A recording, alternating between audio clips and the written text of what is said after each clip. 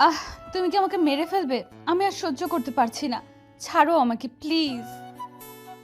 কি বলছো তুমি? দেখো, এখন ঠিক মজা পাবে। আর এগুলো করার জন্যই তো তুমি জোর করেছো আমাকে। আমার খুব কষ্ট হচ্ছে, আস্তে আস্তে করো। আমার তো খুব ভালোই লাগছে। আর প্রথম প্রথম তোমার একটু কষ্ট হবে, আর একটু সহ্য করো। ব্যথা পাবো ঠিক আছে, তুমি এত জোরে করলে তো আমি মরেই যাব। আর 5 মিনিট সময় দাও আমাকে, আমি তাড়াতাড়ি করতেছি। ফুলে সজ্জিত এক বেডের উপর বসে আছে সিনথিয়া আর বারবার ফুপিয়ে উঠছে। একটু আগে ওর স্বামী অর্থাৎ ঈশান যাকে ও নিজের থেকেও বেশি ভালোবাসে সে রুমে ঢুকে ওকে ইগনোর করে গেছে, যার জন্য আজকে ওর খুব বেশি কষ্ট হচ্ছে। এমনটা বলার কারণ আজকে ঈশান আর সিনথিয়ার বিয়ে হয়েছে। তারপরও ঈশান ওর ওপর রেগে আছে, কারণ সিনথিয়া সুইসাইড করতে গেছিল, যার জন্যেই আজকে ওদের বিয়েটা হয়েছে।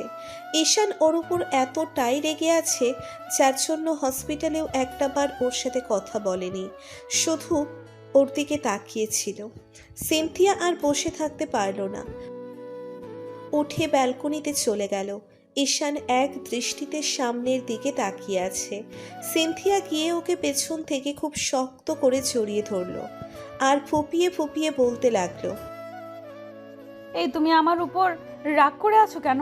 দেখো, আমি তো ওরকমটা করতে চাইনি, কিন্তু তোমাকে পাওয়ার জন্য করতে হয়েছে। ঈশান তবুও কোনো কথা বলছে না, চুপ করে তাকিয়ে আছে। তাই সিনথিয়া আবারও বলল, এই বাবু, তাকাও আমার দিকে, একটু কথা বলো আমার সাথে। দেখো, তুমি কথা না বললে কিন্তু আমার কষ্ট হয়। আমি কিন্তু সবকিছু তোমার জন্যই করেছি, একটু তাকাও আমার দিকে। আপনারা কি ভাবছেন কিসের জন্য সিনথিয়া সুইসাইড করতে গেছিল? শুনুন তাহলে। ঘটনার সূত্রপাত আজ থেকে 1 বছর আগে। সেদিন সিনথিয়া প্রথম কলেজে পা রেখেছিল। কলেজ গেট দিয়ে যখনই ঢুকতে যাবে তখনই ঈশানের সাথে ওর ধাক্কা লাগে। সিনথিয়া পড়ে যেতে গেলে ঈশান ওর কোমরে জড়িয়ে ধরে আর সিনথিয়া ওর শার্টটা দুহাতে খামচে ধরে। দুজন দুজনের দিকে অপলোক নয়নে তাকিয়ে আছে। সিনথিয়া গোলাপি ঠোঁটজোড়া অনবরত কাঁপছে, যেটা ঈশানকে ওর কাছে টানছে। ঈশানের ফ্রেন্ডরা ওদের দিকে তাকিয়ে আছে। তারপর একটা সময় ঈশান ওর ফ্রেন্ডের কথায় সিনথিয়াকে সোজা করে দাঁড় করিয়ে দেয় আর বলে, সরি সরি, আমি দেখতে পাইনি। ছেলেটা যে এইভাবে ভয় পেয়ে যাবে ভাবতেই পারিনি। দোষটা আমারই।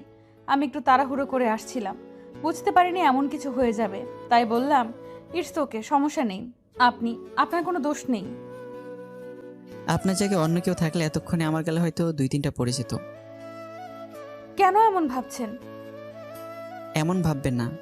আজকালকার মেয়েরা তো নিজের কোনো দোষই স্বীকার করতে চায় না, সবটা শুধু অন্যের ঘাড়ে চাপিয়ে দিতে চায়।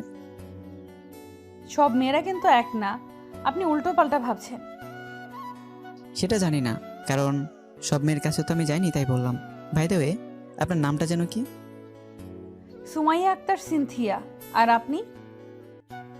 ঈশান আহমেদ অনিক। ওরা বেশ কিছুক্ষণ কথা বলল। ঈশানকে সিনথিয়ার সাথে এমনভাবে ভাব জমিয়ে ফেলতে দেখে ওর বন্ধুরা কেমন আবালের মতো ওর দিকে তাকিয়ে রইল। তো একটু পর ওরা ক্লাসের দিকে চলে গেল আর সিনথিয়া প্রিন্সিপালের রুমের দিকে গেল। তো কিছুক্ষণ পর ক্লাস শুরু হতেই তানিয়া ম্যাডাম ওই মেয়েটাকে নিয়ে অর্থাৎ সিনথিয়াকে নিয়ে রুমে ঢুকলো। তারপর ওকে সবার সাথে পরিচয় করিয়ে দিতে লাগলো। শেষ পর্যন্ত জানা গেল মেয়েটা তানিয়া ম্যাডামের মেয়ে। তো দুজন দুজনের সাথে কথা বলতে বলতে 6টা মাসের মধ্যে ওদের মাঝে রিলেশন হয়ে যায়। ঈশান সিনথিয়াকে প্রপোজ করলে ও অ্যাকসেপ্ট করে নেয়। বেশ ভালোই চলছিল ওদের রিলেশন, কিন্তু একটা মাস আগে যখন সিনথিয়ার আম্মু জানতে পারে ওনার মেয়ের ঈশানের সাথে রিলেশনে আছে, তখন উনি বেশ ঝামেলা বাঁধায়। শেষ পর্যন্ত ঈশানকে গুন্ডা দিয়ে মার খাওয়াতেও গেছিল। সিনথিয়া আর উপায় না পেয়ে ওর আম্মুকে বলে, আম্মু প্লিজ, তুমি ঈশানের কোনো ক্ষতি করো না। আমি ওকে সত্যি অনেক বেশি ভালোবাসি। তুমি যা বলবে তাই হবে, তাও ওর কোনো ক্ষতি করো না। ওর কিছু হয়ে গেলে আমি বাঁচতে পারবো না। তাহলে ভুলেও আর ওই ছেলের সাথে তুমি কথা বলবে না, ওর সাথে কোনো সম্পর্ক রাখবে না। 1 সপ্তাহের মধ্যে আমি তোমার বিয়ে ঠিক করব। আম্মু আমি অন্য কাউকে বিয়ে করতে পারবো না। বিয়ে যদি কাউকে করি তাহলে ঈশানকেই করব। অন্য কাউকে বিয়ে করা আমার পক্ষে সম্ভব না। প্লিজ আম্মু, তুমি এরকম পাগলামি করো না। ওকে ছাড়া সত্যিই মরে যাব। যদি সবটা মেনে নিতে পারো তাহলে আমি ঈশানকে কিছু বলবো না। তাহলে আমি একবার তোকে মার খাওয়ানোর চেষ্টা করেছি, এবার এমন বিপদে ফেলবো যার জন্য ওর অনেক বড় ক্ষতি হবে। এখন তুমি ঠিক করো, ঈশানের ক্ষতিটা চোখের সামনে দেখবে নাকি ভালোই ভালোই বিয়েটা করে নেবে? সিনথিয়া কোনো কথা বলছিল না। তারপর ওর আম্মু 7 দিনের মধ্যে ওর বিয়ে ঠিক করে। তারপর ছেলেটা যখন ওকে দেখতে আসে তখন সিনথিয়া ওদের সামনে কিছুতেই বসতে চাইছিল না। আম্মুর চড়াচড়িতে বসতে হয়। তারপর কোনো রকমের রুমে এসে অনেক ভাবে। এখন কি করব? আম্মু তো আমাকে জোর করে বিয়েটা দিবে। আমার পক্ষে ঈশানকে ছাড়া অন্য কাউকে বিয়ে করা সম্ভব না। ওকে ছাড়া আমি অন্য কিছু ভাবতেই পারি না। সিনথিয়া আর কিছু ভাবতে পারছিল না। একটা পর্যায়ে সুইসাইড করার চেষ্টা করলে তখন ওর আম্মু কোনো ক্রমে ওকে হসপিটালে নিয়ে যায়। তারপর ঈশানকে ফোন করলে ও গিয়ে দেখে সিনথিয়া হসপিটালের বেডে আধশোয়া হয়ে বসে আছে। ঈশান কেবিনে ঢুকতেই সিনথিয়া ওকে দেখে কান্না করে দেয় আর বারবার ফুপিয়ে ওঠে। ওকে দেখেই ম্যাডাম কেবিনের বাইরে চলে যায় আর ঈশান গিয়ে ওর মুখোমুখি বসে। কেন এমন করলে? যদি তোমার কিছু হয়ে যেত খুব বেশি ভালো থাকতাম আমি। কাকে নিয়ে থাকতাম বলো? আই এম সরি বাবু, আমার হাতে কোনো উপায় ছিল না। আমি তোমাকে ছাড়া থাকতে পারতাম না, তাই এরকম একটা কাজ করতে বাধ্য হয়েছি। তুমি আমাকে মাফ করে দাও। আমার পক্ষে সম্ভব না অন্য কাউকে বিয়ে করা। আমি শুধু তোমার বউ হতে চাই। ঈশান কোনো কথা বলছিল না। সিনথিয়া কান্না করে শুধু বারবার ওকে সরি বলছিল। ঈশানের খুব বেশি রাগ হচ্ছিল সিনথিয়ার ওপরে। ওকে পাওয়ার জন্য সিনথিয়া এরকম একটা কাজ করতে গেছিল।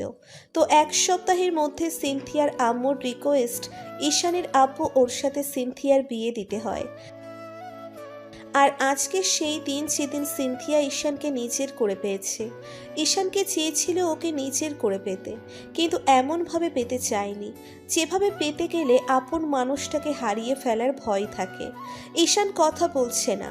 সিনথিয়া ওর পিঠে মাথাটা ঠেকিয়ে জোরে জোরে কান্না করছে। বললাম তো সরি, আর কখনো এরকম ভুল করব না।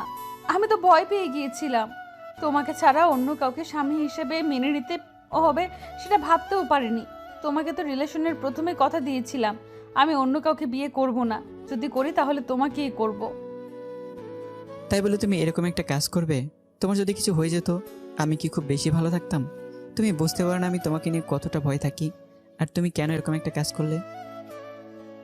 আমার মাথা কাজ করছিল না, আর তোমাকে পাওয়ার জন্য এর থেকে ভালো কোনো উপায় আমার কাছে ছিল না। প্লিজ আমাকে মাফ করে দাও। কে বলেছে ছিল না? আমাকে পড়ার জন্য তোমার নিজেকে শেষ করে দেওয়ার মতো একটা মারাত্মক সিদ্ধান্ত নিলে পালিয়ে যেতাম আমরা। তারপর ঠিকই তোমার আম্মু মেনে নিত। তুমি আমার আম্মুর রাগ সম্পর্কে জানো না। উনি কখনোই আমাদের মেনে নিত না। মেনে নিত না কে বলেছে? পালিয়ে বিয়ে করলে যখন একটা বেবি হতো তখন ঠিকই বেবিটার মুখের দিকে তাকিয়ে মেনে নিত। তারপরে তুমি এমন একটা কাজ কেন করলে? একটাবার মাফ করে দাও বাবু। এখন থেকে খুব ভালো মেয়ে হয়ে যাব। সব সময় তোমার কথা শুনবো। প্লিজ মাফ করে দাও। আমার না খুব কষ্ট হচ্ছে। একটু আমাকে জড়িয়ে ধরবে বুকের সাথে। আজকে 7টা দিন যাবত তুমি আমার সাথে কথা বলো না। আমার ভেতর কি চলছে সেটা শুধু আমি জানি। সিনথিয়ার কান্নাটা ঈশান আর সহ্য করতে পারল না। ওর দিকে ঘুরে সিনথিয়াকে বুকের সাথে শক্ত করে জড়িয়ে ধরে মাথায় হাত বোলাতে লাগলো। সিনথিয়া ঈশানের বুকে চিরস্থায়ী সুখ খুঁজে পেল। এখনও সিনথিয়া ফুপিয়ে ফুপিয়ে উঠছে। তাই ঈশান বলতে লাগলো, এখন কান্না থামাও। বেশিক্ষণ কান্নাকাটি করলে অস্থির হয়ে যাবে, আবার জ্ঞান হারিয়ে ফেলবে। একটু শান্ত হও। তুমি আমার উপর এখনো রাগ করে আছো? রাগ করে থাকবে না? তুমি এরকম একটা কাজ করলে তুমি রাগ করতে না? বলো। বললাম তো সরি, আমার মাথা কাজ করছিল না, তাই ভুল করে একটা কাজ করে ফেলেছি। তার জন্য এভাবে রাগ করে থাকবে? একটুও কথা বলবে না আমার সাথে? সিনথিয়া ফুপিয়ে যাচ্ছে, তাই ঈশান ওর কান্না থামানোর জন্য সিনথিয়ার মুখটা তুলে তারপর চোখের পানিগুলো বুড়ো আঙ্গুল দিয়ে মুছে দিয়ে ওর চোখের পাতায় ঠোঁটের স্পর্শ দিল। তারপর কপালে একটা ভালোবাসার স্পর্শ দিতেই খেয়াল করলো সিনথিয়ার পুরো মুখটা লজ্জায় লাল হয়ে আছে। ফর্সা মুখটা কান্না করার ফলে একদম লাল বর্ণ ধারণ করেছে। তাই বলল, কান্না করে চেহারার তো পুরো 12টা বাঁচিয়ে ফেলছো, এখন তো একদম পেতনিদের মতো লাগছে। পেতনি না শাকচুন্নি। ওই হলো, এখন বলো তোমাকে কি শাস্তি দেওয়া যায়? মানে এখন আবার কিসের জন্য শাস্তি পেতে হবে? মানে কিছুই না, যেটা করছো সেটা তো ঘোর অন্যায় করছো, তার জন্য শাস্তি একটা পেতে হবে। যা শাস্তি দেওয়ার দাও, তারপরও আমার সাথে কথা বলা বন্ধ করো না। আগে অন্তত একটু আদর তো করে নাও। সিনথিয়ার কথায় ঈশান অবাক না হয়ে পারল না, কারণ পাগলিটা কান্না করার মাঝেও আদর চাইছে আর ফুপিয়ে উঠছে, তাই ও না হেসে পারল না।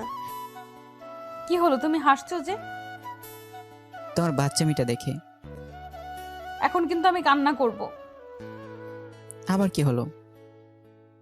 তুমি আমাকে আদর করবে নাকি আমি কান্না করব? দেখবো কতটা আদর নিতে পারো। বিয়ের আগে তো বলতেছে বিয়ের পর নাকি আমাকে সবসময় আদর করতে দেবে, আজকে থেকে দেখবো তুমি কতটা সহ্য করতে পারো। ঈশান সিনথিয়াকে কোলে তুলে নিল, তারপর ওকে নিয়ে বেডে শুইয়ে দিল। সাথে সাথে সিনথিয়া ওকে নিজের ওপর ফেলে দিল। তারপর দুজনের 4 ঠোঁট এক করে দিল। 5 মিনিট পর ঈশান ওকে ছাড়িয়ে নিয়ে ওর সাদা মুখে আর সারা শরীরে কিস করতে লাগলো। যতবার ঈশানের ঠোঁটের স্পর্শ সিনথিয়ার শরীরে পড়ছে ও ততবার কেঁপে কেঁপে উঠছে আর ঈশানকে শক্ত করে আঁকড়ে ধরছে। একটা সময় সিনথিয়াকে থাকতে না পেরে ঈশানকে বুকের সাথে শক্ত করে জড়িয়ে ধরে। ঈশান আবার ওকে ছাড়িয়ে নিয়ে ওর শরীরের সব কাপড়গুলো সরিয়ে দিতেই সিনথিয়া যেন লজ্জায় লাল হয়েছিল। তখন ঈশান ওদের শরীরে একটা চাদর টেনে দিয়ে সিনথিয়াকে নিজের ভালোবাসায় আগলে নেয়। তো ভালো থাক ভালোবাসা।